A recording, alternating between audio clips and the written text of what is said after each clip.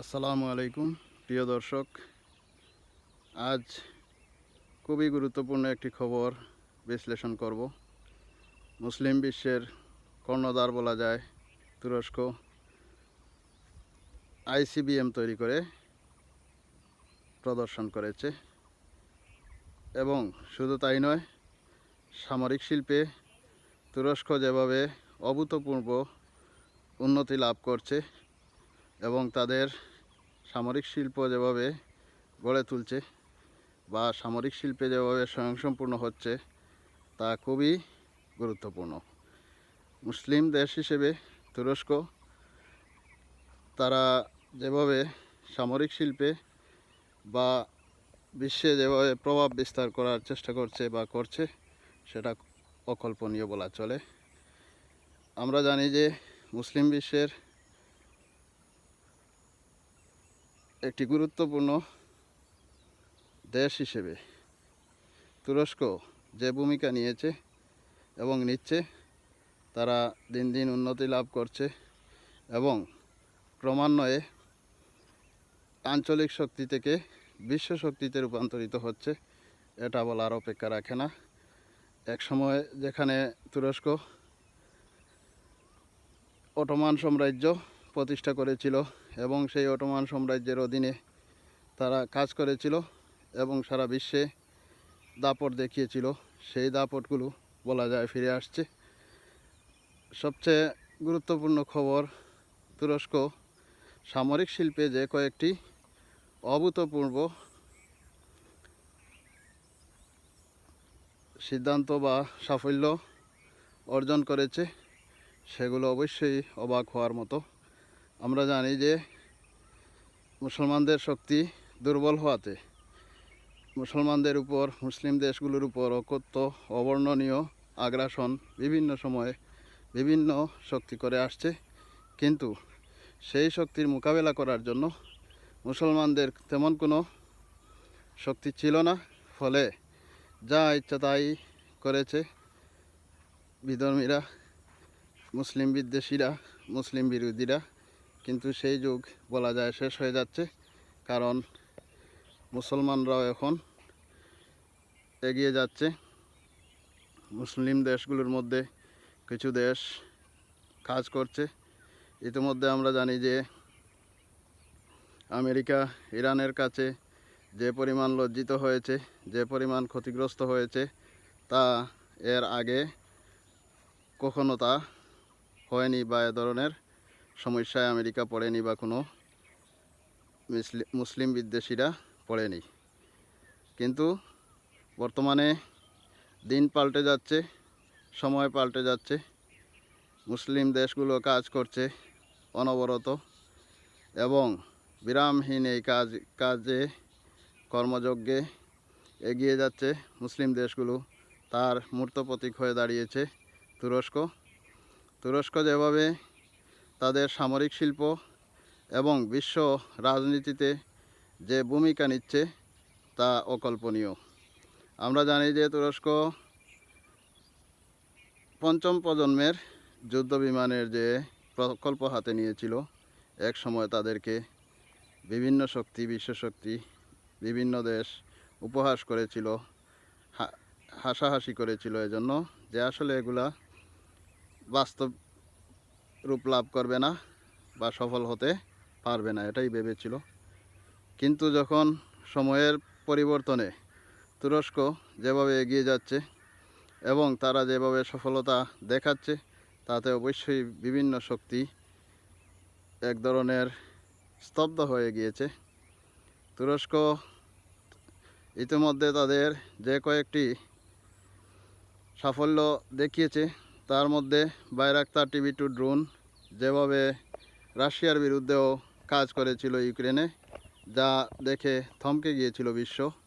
অনুরূপভাবে তারা ড্রোনবাহী রণতরী তৈরি করলো, জাহাজ শিল্পে যুদ্ধ জাহাজ তারা তৈরি করার ক্ষেত্রেও সাফল্য লাভ করলো। যাই হোক, যখন তারা পঞ্চম প্রজন্মের যুদ্ধ বিমান তৈরি করাতে হাত দিল, তখন দেখা গেল যে ইঞ্জিন সমস্যায় পড়ে গেল এবং পরাশক্তিগুলো বা বিভিন্ন দেশ এই ধরনের উচ্চ মাত্রার যে প্রযুক্তি এবং এ ধরনের একটি প্রকল্প যাতে সফল না হতে পারে সেজন্য তাদের সর্বোচ্চ প্রচেষ্টা চালিয়ে গেল। নেটো সদস্য হওয়ার পরেও তুরস্কের উপর বিভিন্ন সময়ে যে পরিমাণ নিষেধাজ্ঞা দেওয়া হলো যাতে করে তুরস্ক এগিয়ে যেতে না পারে, কিন্তু সময়ের পরিবর্তনে তুর্কি জাতি বসে থাকেনি। তারাও এই বিশ্বে তাদের অবস্থান তৈরি করার জন্য কাজ করতে লাগলো এবং তুরস্ক কথার চেয়ে কাজ বেশি করা শুরু করলো এবং কাজ শেষ করেই যখন তারা ঘোষণা করতে লাগলো তখন বিশ্ববাসী স্তব্ধ হয়ে গেল। অনুরূপ একটি গুরুত্বপূর্ণ কাজ করে ফেললো এবং যা গোপনেই হলো। যখন তারা সফলতা লাভ করলো তখনই তা সামনে আনলো এই আইসিবিএম, ইন্টারকন্টিনেন্টাল ব্যালিস্টিক মিসাইল। এবং বিশেষজ্ঞরা যা মনে করেন এ ধরনের ইন্টারকন্টিনেন্টাল ব্যালিস্টিক মিসাইল শুধু কনভেনশনাল সামরিক অস্ত্র সেগুলা ক্ষেত্রে ব্যবহার হয় এমন নয়। এ ধরনের ইন্টারকন্টিনেন্টাল ব্যালিস্টিক মিসাইল সাধারণত যে দেশগুলো পারমাণবিক বোমার অধিকারী তারাই কেবল তৈরি করে। সুতরাং তুরস্ক কি পারমাণবিক বোমা তৈরি করে ফেলেছে অথবা তৈরি করার পথে হাঁটছে, সেটাই গুরুত্বপূর্ণ বিষয়। সর্বশেষ সামরিক প্রদর্শনীতে তারা আইসিবিএম দেখিয়েছে এবং সেই আইসিবিএমের মাথায় তাদের রাষ্ট্রের গুরুত্বপূর্ণ ব্যক্তি কামাল আতাতুর্ক, তার সিগনেচারটি এই আইসিবিএমের মাথায় তারা রেখেছে। এটা খুবই গুরুত্বপূর্ণ এবং শুধু এমন নয়, তুরস্ক যেভাবে সামরিক শিল্পে এগিয়ে যাচ্ছে তা দেখে তুরস্ক বিরোধী যারা রয়েছে বা মুসলিম বিরোধী যারা রয়েছে তাদের অন্তরে কাঁপন ধরিয়েছে। বরং তারা এখন আর তুরস্ককে অবহেলা করছে না, বরং তুরস্ককে কিভাবে আটকানো যায় কত ফন্দি ফিকির তৈরি করার চেষ্টা করছে, কত ষড়যন্ত্র তৈরি করছে, কিন্তু কোনো ষড়যন্ত্রই কাজে আসছে না। কারণ তুরস্কের গোয়েন্দা বাহিনী খুবই শক্তিশালী এবং তুরস্ক যেহেতু নেটো সদস্য হওয়ার পরেও তাদের উপর বিভিন্ন ধরনের নিষেধাজ্ঞা দেওয়া হয়েছিল যাতে করে তারা সামরিক শিল্পে অর্থনৈতিকভাবে এগিয়ে যেতে না পারে, বিশ্বে তাদের অবস্থান তৈরি করতে না পারে। কিন্তু সেগুলো তোয়াক্কা না করে তারা দিন রাত কাজ করেছে এবং এই কাজের ফল তারা লাভ করতেছে। শেষ পর্যন্ত সামরিক প্রদর্শনীতে তাদের যে সবচেয়ে গুরুত্বপূর্ণ বিষয়গুলো তারা উপস্থাপন করছে, সবচেয়ে গুরুত্বপূর্ণ যে প্রকল্পগুলো হাতে নিয়েছে সেটা দেখে বিরোধীরা স্তব্ধ হয়ে যাচ্ছে এবং শেষ পর্যন্ত তারা সফলতার মুখ দেখছে। এখানেই কিন্তু তাদের সবচেয়ে গুরুত্বপূর্ণ কাজ এবং যা প্রমাণিত হচ্ছে সারা বিশ্ববাসীর কাছে।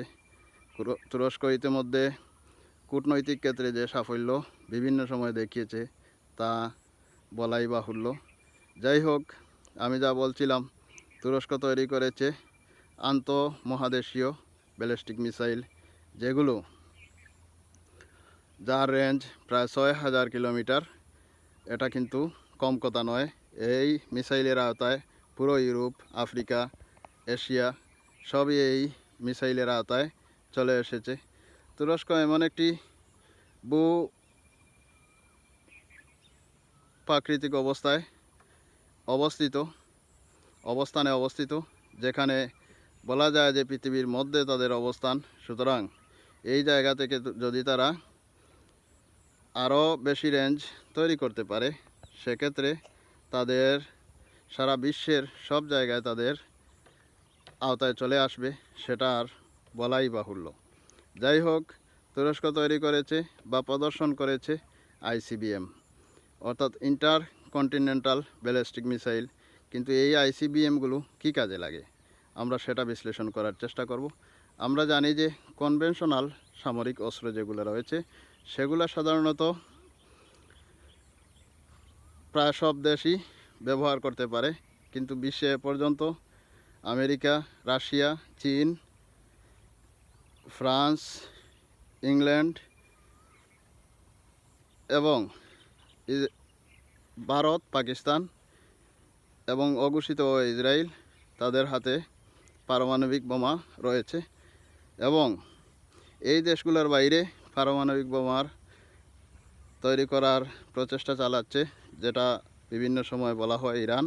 কিন্তু গোপনে গোপনে তুরস্ক যেভাবে তাদের কাজ চালিয়ে যাচ্ছে, এতে করে আমার মনে হয় তুরস্ক পারমাণবিক বোমা তৈরি করে ফেলেছে অথবা তৈরি করার খুব কাছাকাছি আছে এবং তারা দ্রুত গতিতে এগিয়ে নিচ্ছে তাদের পারমাণবিক প্রকল্প। তুরস্কের এটা বলে রাখি, তুরস্কে আমেরিকার কয়েকটি পারমাণবিক বোমা রয়েছে এবং নেটোর সদস্য হিসেবে যেহেতু আমেরিকার তৈরিকৃত পারমাণবিক বোমা 50টির মতো তুরস্কে রয়েছে, যেগুলো আমেরিকা মোতায়েন করেছিল। এখন যদি তুরস্ক নিজেরা যদি পারমাণবিক বোমা তৈরি করতে পারে, তাহলে তাদের পক্ষে একটি গুরুত্বপূর্ণ যুক্তি আছে যে আমার দেশে তুমি নিজেই 50টির মতো পারমাণবিক বোমা মোতায়েন করে রেখেছো, সেগুলো যদি কোনো ক্ষতিকারক না হয়, সেগুলো বিশ্বের জন্য হুমকি না হয়ে থাকে, তাহলে আমি নিজে তৈরি করলে সেটা হুমকি হবে কেন? সেই জায়গা থেকে তুরস্ক একটি গুরুত্বপূর্ণ যুক্তি পেয়ে যাবে বা পেয়ে গেছে। যদি তারা কখনো পারমাণবিক বোমা তৈরি করে, সেক্ষেত্রে কখনো বিশ্ববাসী তাদেরকে কোনো যুক্তি দিয়ে আটকাতে পারবে না, কারণ তুমি নিজেই আমার দেশে যেহেতু পারমাণবিক বোমা তৈরি করে রেখেছো এবং মোতায়েন করে রেখেছো, তাহলে আমি নিজে যদি পারমাণবিক বোমা তৈরি করে আমি সেটা রেখে দেই, সেক্ষেত্রে এখানে দোষ কোথায়? পারমাণবিক বোমা তো পারমাণবিক বোমাই। সুতরাং এক্ষেত্রে তুরস্ক যথেষ্ট যুক্তি পেয়ে গেছে এবং সেক্ষেত্রে কেউ যে তুরস্ককে কোনো অবস্থায় বাধা দিতে পারবে না, সেটা অনেকটা নিশ্চিত হয়ে গিয়েছে। যাই হোক, আমি বলছিলাম তুরস্ক সর্বশেষ সামরিক প্রদর্শনীতে শুধু যে পারমাণবিক আইসিবিএম দেখিয়েছে এমন নয়, বরং তারা জেট ইঞ্জিন তৈরি করে সেটিও প্রদর্শন করেছে। এটা কম সফলতা নয়। সুতরাং বিশ্বের পরাশক্তিগুলো যেভাবে এগিয়ে যাচ্ছে, ঠিক তদ্রূপভাবে সেই দৌড়ে তুরস্কও খুব গুরুত্বপূর্ণ অবস্থান নিয়েছে এই বিশ্ব রাজনীতিতে, বিশ্ব শক্তিতে। অর্থাৎ তুরস্ক ক্রমান্বয়ে বিশ্ব শক্তিতে রূপান্তরিত হচ্ছে এবং তারা শেষ পর্যন্ত অটোমান সাম্রাজ্য ফিরিয়ে আনার মতো স্বপ্ন দেখছে এবং সেই স্বপ্ন দেখা আসলে অবাস্তব নয়, কারণ ওসমানীয় সাম্রাজ্য, সেই সাম্রাজ্য প্রতিষ্ঠা করতে পারলে বিশ্বে মুসলমানদের শক্তি যদি অগ্রসর হয়, শক্তিশালী হয়, 57টি মুসলমান দেশ থাকা সত্ত্বেও যেহেতু মুসলমানরা বিশ্বে মাথা উঁচু করে কথা বলতে পারছে না, সেই জায়গায় তুরস্ক যদি ক্রমান্বয়ে অগ্রবর্তী হয় এবং তাদের সামরিক শক্তিকে যদি আরও শক্তিশালী করে, সেক্ষেত্রে মুসলিম বিশ্বের একমাত্র পারমাণবিক দেশ পাকিস্তান, সেটা পাকিস্তানের ক্ষেত্রে আরও সহায়ক হবে, মুসলমানদের ক্ষেত্রে আরও সহায়ক হবে। অপরদিকে আমরা লক্ষ্য করেছি যে ইরান আগ্রাসন করার পরে আমেরিকা যে মার খেয়েছে, সেই মার খাওয়ার যে পরিস্থিতি তৈরি হয়েছে, সেক্ষেত্রে তুরস্ক এবং আরও কয়েকটি মুসলমান দেশ যদি সামরিক শিল্পে, অর্থনীতিতে এবং বিশ্ব রাজনীতিতে যদি এগিয়ে যেতে পারে, সেক্ষেত্রে মুসলমানদের কথা বলার মতো, মাথা উঁচু করে দাঁড়াবার মতো একটি শক্তি, একটি সাহস তৈরি হবে। তখন আর পরাশক্তিগুলো মুসলমানদের যে সম্পদ আছে সেটা লুটে ফুটে নিতে পারবে না। তখন মুসলমানরাই সেগুলো বাগ বসাতে পারবে, সেগুলো তৈরি করতে পারবে, সেগুলো কাজে লাগাতে পারবে। এবং আমরা জানি যে আমেরিকা বা বিভিন্ন পরাশক্তি তাদের কনভেনশনাল যে স্ট্র্যাটেজিক অস্ত্র রয়েছে, সেগুলো মুসলিম কোনো দেশের কাছে বিক্রি করে না, বা বিক্রি করলেও বিভিন্ন বেড়াজালে আবদ্ধ রেখে সেগুলো অনেকটা বন্দির মতো করে রেখে সেগুলো থেকে ফায়দা আদায় করে ঠিকই, ডলার ইনকাম করে ঠিকই, কিন্তু সেগুলো ব্যবহার করার ক্ষেত্রে বিভিন্ন ধরনের নিষেধাজ্ঞা তৈরি করে রাখে যাতে ব্যবহার করতে পারে না। সেই জায়গায় তুরস্ক তাদের কনভেনশনাল সামরিক অস্ত্র যেগুলো, যেভাবে উন্নতি লাভ করছে ঠিক তদ্রূপভাবে তারা আবার পারমাণবিক অস্ত্রেও সজ্জিত হচ্ছে এবং এটা নিশ্চিত যে আমরা কিছুদিনের মধ্যে তুরস্ক যখন ঘোষণা করবে যে আমরা পারমাণবিক শক্তির অধিকারী, পারমাণবিক অস্ত্রের অধিকারী, তখনই বিশ্ব নড়ে চড়ে বসবে যে তুরস্ককে আর দমানো সম্ভব নয়। কত চেষ্টা করলাম মুসলিমদেরকে যাতে করে আর কখনো মাথা উঁচু করে দাঁড়াতে পারে না, সেই জায়গায় মুসলমানরা যে পরিমাণ মাথা উঁচু করে দাঁড়িয়েছে, আমরা তো আর কোনো কিছু করার নেই। তখন যে বর্তমান নেতৃত্ব দানকারী যে অন্যায়কারী মানুষগুলো রয়েছে, জালিমগুলো রয়েছে, তখন তারাই হবে জুলুমের শিকার। আর মুসলমানরা যাতে এদের বিচার সুবিচার করতে পারে সেই দিনের প্রত্যাশা আমরা আসলে করছি এবং করতেই পারি। কারণ মুসলমান দেশগুলো এখন আর বসে নেই, মুসলমানদের মধ্যেও কিছু নেতৃত্ব দাঁড়িয়ে গেছে যারা সার্বক্ষণিক প্রচেষ্টা চালিয়ে যাচ্ছে যাতে করে মুসলমানরা এই বিশ্বে টিকে থাকতে পারে। এবং আমরা জানি মুসলমানদের বিজয় হবে এবং হচ্ছে প্রতিনিয়ত। প্রত্যেক ক্ষমতাশালী মুসলমানদের উচিত যে নিজের অবস্থান থেকে ইসলামের পক্ষে, মুসলমানদের পক্ষে অবশ্যই কাজ করতে হবে যাতে করে এই বিশ্বে মুসলমানদের নেতৃত্ব আবার ফিরে আসে এবং মুসলমানদের কথাই যেন শেষ কথা হয়। এই পরিস্থিতি যেন তৈরি হয়, আমরা সেই দিনের প্রত্যাশা আমরা করতেই পারি।